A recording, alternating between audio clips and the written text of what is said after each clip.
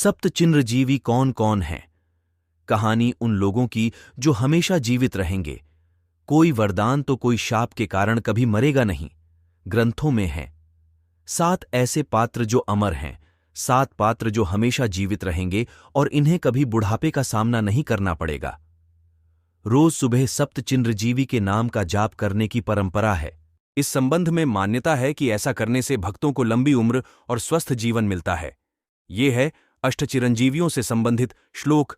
अश्वत्थामा बलिर्व्यासो हनुमांश्च विभीषण कृपे परशुरामश्च सप्तैतय चिरजीविन् सप्तैतान् संस्मरेण नित्यं मार्कण्डेयमथाष्टमम् जीवेद्वर्षशतम् सोऽपि सर्वव्याधि विवर्जित।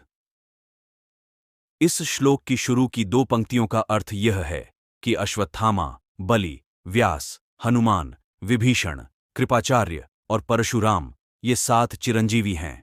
इसके बाद अगली पंक्तियों का अर्थ यह है कि इन 7 के साथ ही मार्कंडेय आर्षि के नाम का जाप करने से व्यक्ति निरोगी रहता है और लंबी आयु प्राप्त करता है। पहला, अश्वत्थामा। महाभारत के अनुसार गुरु द्रोणाचार्य के पुत्र का नाम अश्वत्थामा था। द्वापर युग में हुए युद्ध में अश्वत्थामा ने कौरवों की ओर से युद्ध किया था। उस समय अश्वत्थामा ने ब्रह्मास्त्र छोड़ दिया था। वह इसे वापस नहीं ले सका। इस वजह से श्रीकृष्ण ने उसे पृथ्वी पर भटकते रहने का शाप दिया था। दूसरा, राजा बलि। राजा बलि भक्त प्रहलाद के वंशज हैं। भगवान विष्णु के अवतार वामनदेव को अपना सब कुछ दान कर किया था। इनकी दानशीलता से प्रसन्न होकर भगवान विष्णु इनके द्वारपाल बन गए थे। तीसरा, वेदव्यास। वेदव्यास 4 वेद ऋग्वेद, अथर्ववेद, सामवेद और यजुर्वेद का संपादन किया था। इनका पूरा नाम कृष्ण द्वैपायन है। इन्होंने 18 पुराणों की भी रचना की है।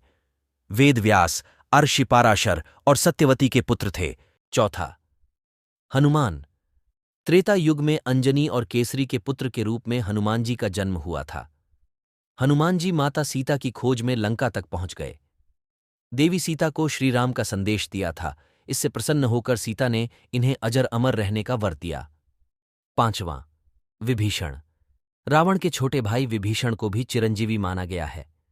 विभीषण ने धर्म के युद्ध में धर्म का साथ दिया।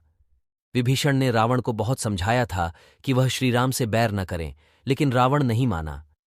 रावण के वध के बाद श्रीराम ने विभीषण को लंका सौंप दी थी। छठा, कृपाचार्य। महाभारत में कौरव और पांडवों के गुरु कृपाचार्य बताए हैं। वे परम तपस्वी आर्षि हैं। अपने तप के बल से इन्हें भी चिरंजीवी माना गया है। 7वां, परशुराम। भगवान विष्णु के दशावतारों में 6ठा अवतार परशुराम का है। परशुराम के पिता आर्षि जमदग्नि और माता रेणुका थीं। इनका प्रारंभिक नाम राम था।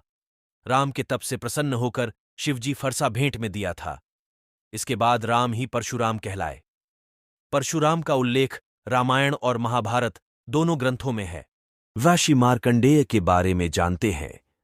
मार्कंडेय अल्पायु थे। उन्होंने महामृत्युंजय मंत्र की रचना की और तप करके शिवजी को प्रसन्न किया। शिवजी के वर से वे दीर्घायु हो गए।